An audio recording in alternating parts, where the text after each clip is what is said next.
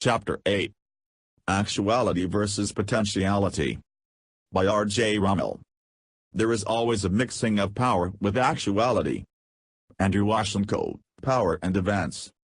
Perception as a dialectical confrontation between ourselves and reality involves opposing vectors and the reality of potentialities, dispositions, powers, and manifestations. What kind of reality is this that is assumed? What do these terms mean? Now, throughout this book, the dynamic psychological field, I shall avoid, as much as possible, defining each concept or locking its meaning into some superficially precise categories. This is because so many of the concepts used here are, in George Skorochin's felicitous words, one-dialectical terms. As do words like democracy, freedom, and love, they shade off into a variety of meanings that are dependent on context and use. Dialectical terms are not bricks with which to construct propositions, but wet clay to be molded into meaningful representations of thought. So it is with the notions of potentiality, actuality, dispositions, and power. However, considerable confusion may result because of apparently analogous terms without some initial abstract agreement on their meaning. 2. Figure 8.1. Perhaps it might be best to begin with some examples. Consider first a blank sheet of paper. 3. Its white surface has the potential for manifesting an infinite variety of lines and relationships among them. These infinite potentials, however, are bounded by the two-dimensional space of the paper's surface and its extension. Insofar as lines and their relationships are concerned, the surface of the paper is in the mode of potentiality. Now, let us transform this potentiality into the mode of power by drawing some lines on the paper, as in Figure 8.1a. The two lines shown together now have the disposition to manifest an angle. They have the power to compel us to complete the relationship they tend toward. The angle is a determinable. Similarly, in Figure 8.1b, the potentiality of the paper's surface has been transformed into the dispositions into the mode of power to become the letter A. The lines shown have the power to compel our perception to make the determinable A a determinate A. Observe Figure 8.2 next. Here the bounded potentiality of the paper has been transformed into a set of connected lines which have the disposition to be seen as either a three-dimensional frame whose closest edges are at the upper left, or alternatively, at the lower right. Figures 8.2b and 8.2c illustrate these two alternatives. Even as we watch Figure 8.2a, it can go through a transformation from one three-dimensional perspective to the other. At one moment we see the figure as oriented toward the upper left, at the next moment toward the lower right. The figure thus comprises the transformation of potentiality into these two alternative dispositions, into a mode of power to be perceived as one of two alternative determinate three-dimensional figures. Figure 8.2. Another example is presented by a page of this book. The potentials of its surface have been transformed into a variety of lines and relationships representing the words on this page. These lines and relationships comprise many determinable meanings, ideas, concepts, and even feelings. Before being read they exist in the mode of power, they are dispositions to become meanings. As we successively perceive these lines and relationships, they are transformed from determinables into determinate meanings, and then back into determinables. Our reading is a moving beam of light bringing determinables from shadows into specific focus for a second, turning dispositions into determinate manifestations, and then back into shadow again. These examples show that there are three levels to reality. One is the mode of potentiality, the realm of what might be as dispositions or manifestations. While this realm may contain infinite possibilities, it is still bounded, as are physical potentials, by the speed of light and the four space-time dimensions, and as were the infinitude of potential lines on a paper by its dimensions. The second level is the mode of power, the level of dispositions, the realm of determinables. Potentiality is transformed into the mode of power when reality becomes specific enough to present tendencies toward specific manifestations, when it presents determinables striving toward definiteness as do the unread words on this page. The third level is that of specifics, of manifestations, of facts or data. These levels represent increasing specificity and determinateness. There is, however, a qualitative difference between the level of potentiality on the one hand and that of power and manifestations on the other. That distinction is that between potentiality and actuality. The level of potentiality is of bounded but indeterminate possibilities, of what might be but is not yet in any determinable form. It is the surface of a canvas upon which a brush stroke has yet to be made, the empty room within which the first piece of furniture has yet to be put, the language yet to be turned into poetry, the future of a child still to be lived. The levels of power and determinate manifestations, however, are our actuality. That manifestations comprise actualities will trouble no one. That dispositions can be actualities may present some intuitive difficulty until it is realized that our everyday descriptions of the world are in terms of dispositions, such as habits, attitudes, and temperaments, or mass, force, and energy. While an ardent empiricist may accept the actuality of disposition, however, power seems to be of a different nature. 8.2 The mode of power. Delete When I assert that a disposition is in the mode of a power to become manifest, what am I saying? I mean that a disposition has a direction of specification or manifestation and a strength to become so specific. Consider again Figure 8.1b. The lines have the disposition and a considerable strength to compel us to see the letter A. It is difficult to fight the power of this disposition and see something other than an A. This may seem mystical, but that dispositions have a power toward manifestations that can be felt is a commonplace experience.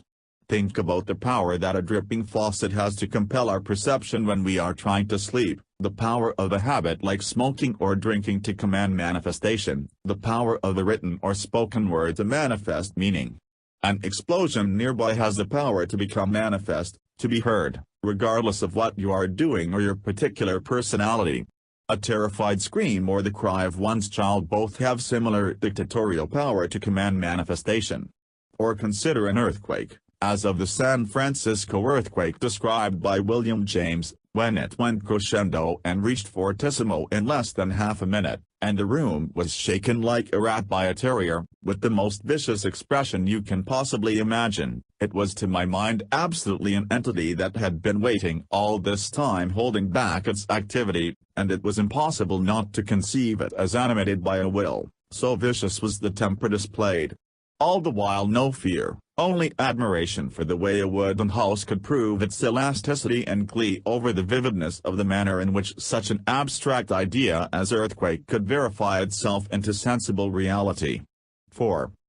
Compare the power of such determinables with the drone of a boring lecturer which recedes into reality as a disposition and only with concentrated help from ourselves will occasionally reach our consciousness.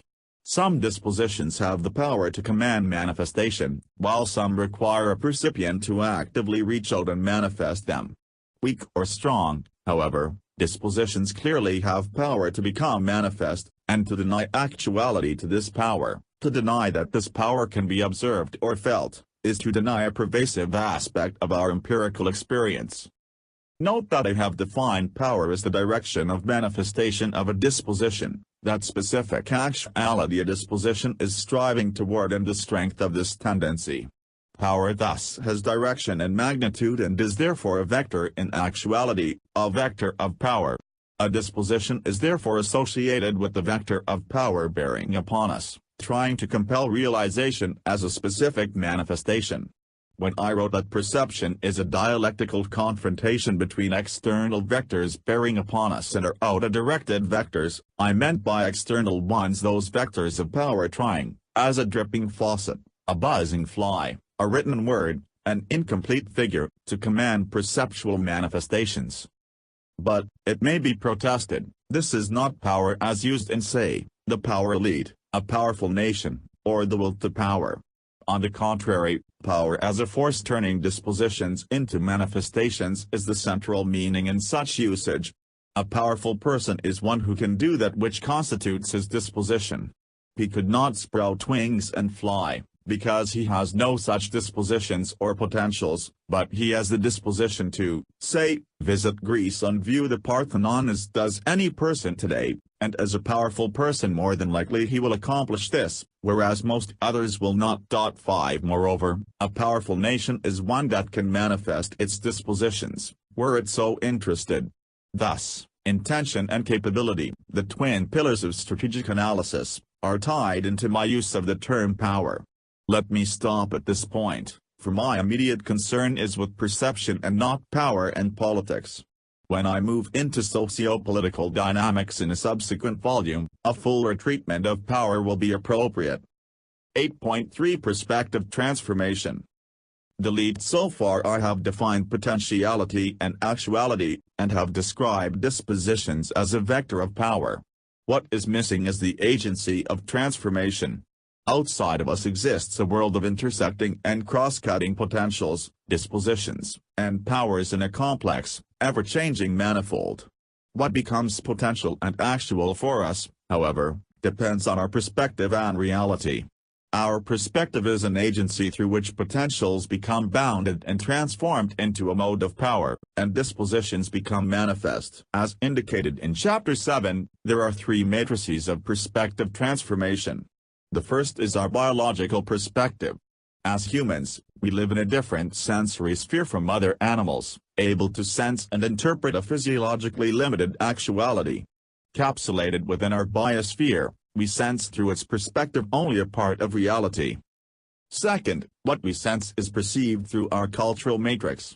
We invest perceptibles with meaning, orientation, and values, and this constitutes a perspective transformation of actuality. Third, we impose on reality a psychological perspective yet to be discussed in detail, a configuration of forces that can transform and create perception. There is yet a fourth transformation matrix, that of the observer's point of view or station. Physiology, culture, and psychology transform stimuli, but we also receive different stimuli depending on our physical point of view. For example, in relativity theory, we see physical events as a function of our location and velocity within space-time. More prosaically, a table presents different stimuli as we are placed at different angles to it. Now, let me combine these 4 kinds of transformations: biological, cultural, psychological, and station, and refer to their acting together as constituting a perspective. This perspective also has a direction of manifestation and a definite strength, as for example in highly prejudiced persons, and thus, itself, constitutes a vector, an outer-directed vector, an active engagement with reality which balances the inner-directed vector of power, and the dialectical confrontation between our perspective and the actuality of power constitutes perception. Figure 8.3. Some examples at this point may be helpful. Let there be some determinable in reality which comprises a bundle of distinct dispositions, each of which may be a radically different manifestation. Let Figure 8.3 specify 3 such manifestations seen to be a circle, a triangle, and a square. That is, we perceive one of these 3 manifestations of a determinable depending on our perspective. What is the common underlying determinable generating these perspectives? It is shown in Figure 8.4 along with the directions from which the 3 figures of Figure 8.3 are perceived. In other words, the determinable of Figure 8.4 consists of a variety of dispositions associated with the power to become manifest. These all bear upon a percipient as vectors of power. The percipient, however, has a perspective that is a vector confronting those generated by the determinable. The confrontation between these vectors of power and the perspective constitutes the actual perception of a circle, a triangle, or a square. Figure 8.4. For a further example, consider American democracy. As a political system, it has no one specific, determinate actuality, but multiple dispositions whose different manifestations only await the proper perspective. To one person, this democracy will manifest freedom and liberty, people individually determining the course and nature of their government. To another, the manifestations, the facts involve a power elite controlling the state. And within yet another perspective, American democracy manifests decadence and excesses of the West. All these perspectives realize the dispositions comprising the determinable called American democracy. Clearly, the parable about the blind men and the elephant captures what is involved here.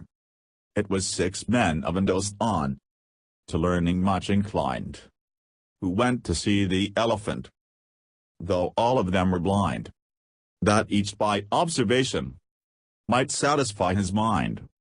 Of course, an elephant has many manifestations to the blind, and each man saw a different specific actuality. I would subtract from this parable the presumed reality of the specific elephant, for I submit that any particular manifestation is but the specification of dispositions through a perspective. What exists, ontologically, are dispositions in various degrees of actualization. The reader should refer to Ushenko 6 for the development and elaboration of this thesis. I might stress here that it is hardly idiosyncratic, for a major point of Einstein's theory of relativity is that reality depends on the perspective of the observer, and electromagnetic field theories all employ the concept of energy spread through space, where energy is a possibility for forces, dispositions, to be manifest under certain conditions. Indeed, basic to all science and laws are dispositional concepts or properties of things, where disposition should be understood as but a determinable potentiality. There are some implications of the definitions of actuality, potential, power, and so on that should be made explicit. First, actuality is tied to the dialectical perceptual process by way of its particularizations, manifestations. Although I assume that reality of some sort exists beyond us, actuality to us is of our own making.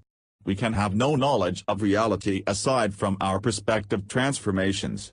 Intersubjectively testable experience is only the overlap of different subjective manifestations of multiple potentialities.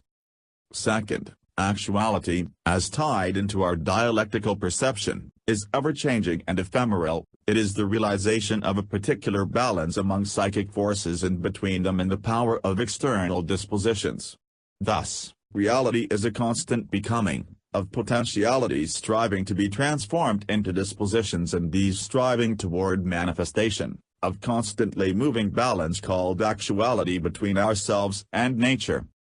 And third, dispositions may be lost in becoming determinate, as in the irreversible movement from low to high entropy in a closed system or as in the explosion of TNT.